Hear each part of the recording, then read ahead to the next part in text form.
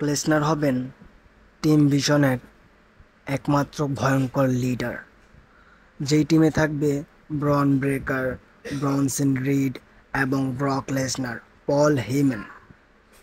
এটা এটা বলতে সন্দেহ নেই যে ডাব্লিউডাব্লিউ কোম্পানির সব থেকে বড় ভয়ঙ্কর টিম হচ্ছে এইটা। আমরা লাস্ট রতে দেখেছিলাম যে ব্রন ব্রেকার আর ব্রনসন রিড মিলে সেথ রলিন্সের উপরে অ্যাটাক করে দিয়েছিল, কিন্তু আমরা যেটা জানি যে সেথ রলিন্স এর আগের বারেও ফেক ইনজুরি নিয়ে রোমান রিংসের সাথে ম্যাচ করেনি।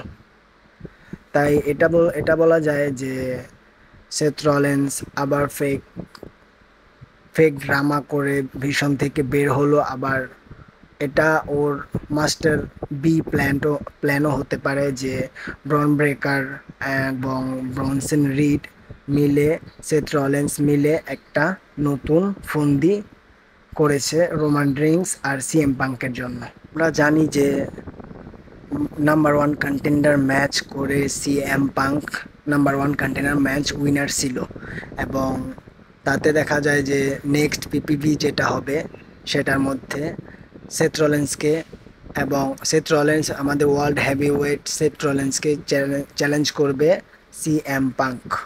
আর যেটা সন্দেহ যে দ্য ভিশন টিমটা ভেঙে যায়নি, সেথ রলিন্সের নতুন ফন্দি এটা।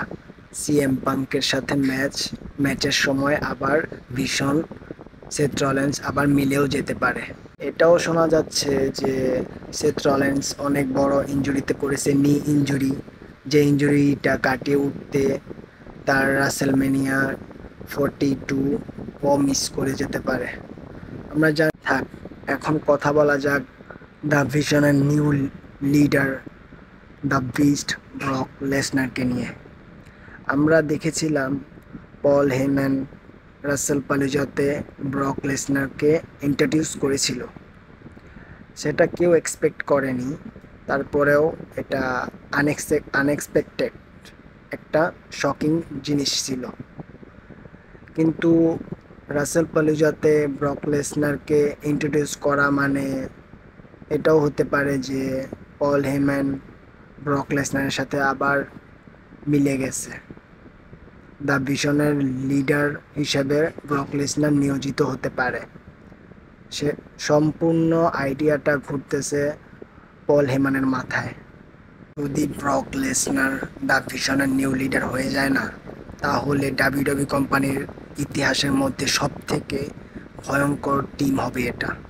এই টিমটাকে কেউ হারাতে পারবে না অবশ্যই। এখন কথা বলা যাক আমাদের ভয়ঙ্কর সব থেকে শক্তিশালী জেকব ফাটুকে নিয়ে। জানা যাচ্ছে যে জেকব ফাটু ইনজুরিতে পড়েছে, বড় ইনজুরিতে পড়েছে ভাই, শোল্ডার ইনজুরি। এই ইনজুরিটা কাটিয়ে উঠতে তার কয়েক মাসও লেগে যেতে পারে, আবার 5-6 মাসের মতো লেগে যেতে পারে। রাসেলম্যানিয়া 42 জেকব ফাটু মিস করে যেতে পারে সেথ রলিন্সের মতো। ভাই, ডাব্লিউডাব্লিউ কোম্পানির মধ্যে এখন কি চলছে বুঝতে পারতেছি না। শুধু ভালো ভালো রেসলারগুলো ইনজুরিতে পড়ে যাচ্ছে। জানি না রাসেলম্যানিয়া 42-তে কি হবে ভাই। জেকব ফাটু কিন্তু এখন ড্রু ম্যাকইন্টায়ারের সাথে ফিউডে ছিল, কিন্তু এই দুজনের ফিউডটা দেখতে আমার খুব মজা লাগছিল। বাট কি আর করার, জেকব ফাটু তো ইনজুরিতে পড়ে গেল, আমাদের এই ম্যাচটা আর এখন দেখা হবে না। দেখি পরবর্তীকালে কখন জেকব ফাটু আবার রিটার্ন যখন করবে, তখন মনে হচ্ছে ড্রু ম্যাকইন্টায়ারের বিপক্ষেই আবার রিটার্ন করতে পারে আমার সম্ভাবনা। জেকব ফাটু এবং সেথ রলিন্স মনে হয় দুজনই রাসেলম্যানিয়া 42 মিস করে যেতে পারে। কিন্তু আমাদের নেক্সট রতে কি হবে সেটা নিয়ে আলোচনা করা যাক একটু। নেক্সট রতে এমনও হতে পারে যে সেথ রলিন্স তার ওয়ার্ল্ড হেভিওয়েট চ্যাম্পিয়নশিপ রিলিঙ্কুইশ করতে পারে। রিলিঙ্কুইশ করার পর হয়তো বা সিএম পাঙ্ক এবং ব্রন ব্রেকার ম্যাচ খেলে কে জিতবে সেটা আশা করা যায় সিএম পাঙ্ক জিতবে। দেখি কার হাতে যায় চ্যাম্পিয়নশিপটা। আমি চাই ভালো একটা ভালো একটা রেসলারের কাছে যাক, যে আমাদের এন্টারটেন ভালো মতো করতে পারবে ভাই। নেক্সটে কথা বলা যাক আমাদের head of the table, tribal chief, OTC1 Roman রিংসকে নিয়ে। আমরা যেটা জানি যে ডাব্লিউডাব্লিউ কোম্পানির মধ্যে ট্রিপল এইচ রোমান রিংসের বুকিংটা নিয়ে অনেক খারাপ করে ফেলতেছে ভাই, অনেক খারাপ করে ফেলতেছে ভাই। রোমান রিংসকে আমি এতটাও এরকম আশা করি নাই যে সে ব্রনসন রিডের সাথে হেরে যাবে। ডাব্লিউডাব্লিউ কোম্পানির থেকে ট্রিপল এইচের সব শক্তি কেড়ে নেওয়া উচিত ভাই। আমি ট্রিপল এইচকে সামনে পারলে যে কি করবো আমি নিজেও ভাবতেছি, নিজেও ভেবে পাচ্ছি না ভাই। ট্রিপল এইচ কোডি রুটসকে এত ভালো বুকিং করতেছে, সেথ রোলিন্সকে এত ভালো বুকিং করতেছে, CM পাঙ্ককে এত ভালো বুকিং করতেছে, ব্রন ব্রেকারকে, ব্রনসন রিডকে, ব্রক লেসনারকে নিয়ে সবাইকে এত ভালো বুকিং দিচ্ছে। তাহলে রোমান রিংসের ব্যাপারে এরকম কেন করতেছে ট্রিপল এইচ আমি ভেবেই পাচ্ছি না। ট্রিপল এইচের মাথায় কি কি গোবর ভরে আছে নাকি জানি না। যেই রেসলারটা 2020 থেকে নিয়ে 2024 পর্যন্ত সব কোম্পানিকে পিছে ফেলে ডাব্লিউডাব্লিউ কোম্পানিকে $9 বিলিয়ন কোম্পানি হিসাবে গড়ে তুলেছে, সেই রেসলারের সাথে এরকম এরকম বুকিং ভাই, আমি কি যে করবো আমি নিজে ভেবে পাচ্ছি না। ট্রিপল এইচ এত কামিনা, যে রেসলারটা 2020 থেকে নিয়ে 2024 পর্যন্ত ডাব্লিউডাব্লিউ কোম্পানিতে রাজ করেছে, সব সময় আমি দেখেছি স্ম্যাকডাউন কোনো সময় 2.5 মিলিয়ন ভিউজ থেকে কমে আসে না ভাই। এখন দেখেন স্ম্যাকডাউনের ভিউজ 1 মিলিয়নে নেমে আসবে ভাই, কি করে দিয়েছে। রোমান রিংস যদি এখন কোডি রোডসের জায়গায় চ্যাম্পিয়ন থাকতো, অবশ্যই ভাই আগের মতো 2.5 মিলিয়ন ভিউজ অনায়াসে চলে আসতো ভাই। ট্রিপল এইচ যে কোডি রোডসের মধ্যে কি দেখলো সেটা আমি ভেবে পাচ্ছি না। এই রোমান রিংস গত 2015 সাল থেকে 2025 পর্যন্ত রাসেলমেনিয়া মেন ইভেন্ট করে আসছে। সেই রোমান রিংসকে ভাই এইরকম বুকিং কেন দিচ্ছে ভাই, কেন দিচ্ছে? আমার তো ভিডিও বানাতেও কষ্ট হয় এখন। রোমান রিংস চ্যাম্পিয়নশিপ কবে যে জিতবে সেটাও আমি বুঝতে পারতেছি না। আমার মনে হয় রোমান রিংস রাসেলমেনিয়া 42 ছাড়া কোনো সময় চ্যাম্পিয়নশিপ জিততে পারবে না আমার মনে হচ্ছে। এবং রোমান রিংস এখন অনেক পার্ট টাইমার হয়ে গেছে, ডাব্লিউডাব্লিউ কোম্পানিতে অনেক কম আসছে, এখন রেগুলার আসতেছে।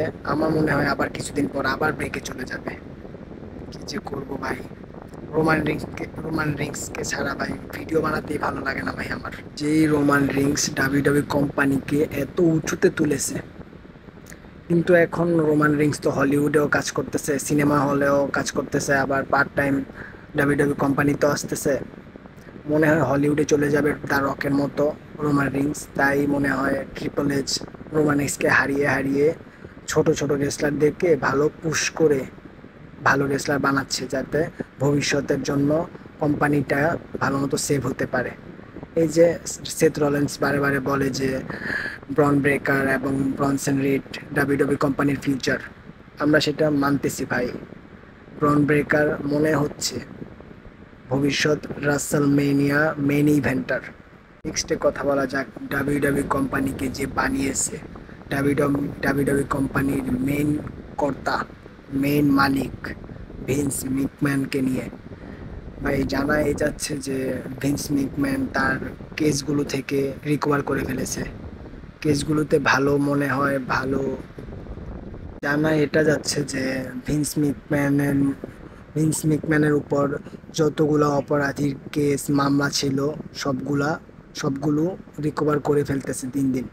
অনেকগুলো রিকভার করে ফেলেছে, কিন্তু কয়েকটা রয়ে গেছে।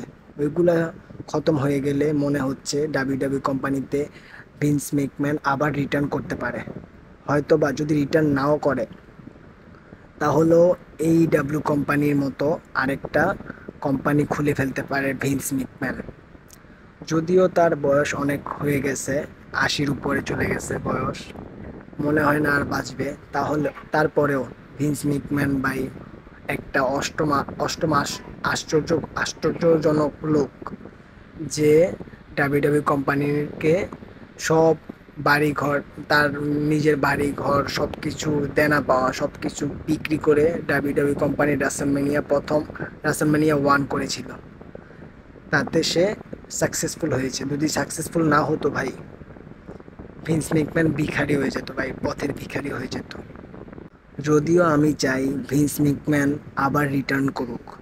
যদি রিটার্ন না করে আরেকটা কোম্পানি খুলে ফেলে, তাহলে অবশ্যই ওইখানে ব্রক লেসনারের মতো, আন্ডারটেকারের মতো বড় বড় লেজেন্ডরা সবাই ভিন্স ম্যাকম্যানের ওই কোম্পানিতে গিয়ে যোগ দেবে, ট্রিপল এইচের কোম্পানিতে থাকবে না। এটা আমি 100% শিওর দিয়ে বলতেছি ভাই আপনাকে। আচ্ছা ভাই, ভিডিও ভাই এতটুকুই। যদি কারো ভালো লেগে থাকে তাহলে সাবস্ক্রাইব করে রাখুন। এই চ্যানেলে মানডে নাইট র এবং স্ম্যাকডাউনের খবর সবার আগে এখানে পাবেন। সবার আগে নিউজ পাবেন এখানে।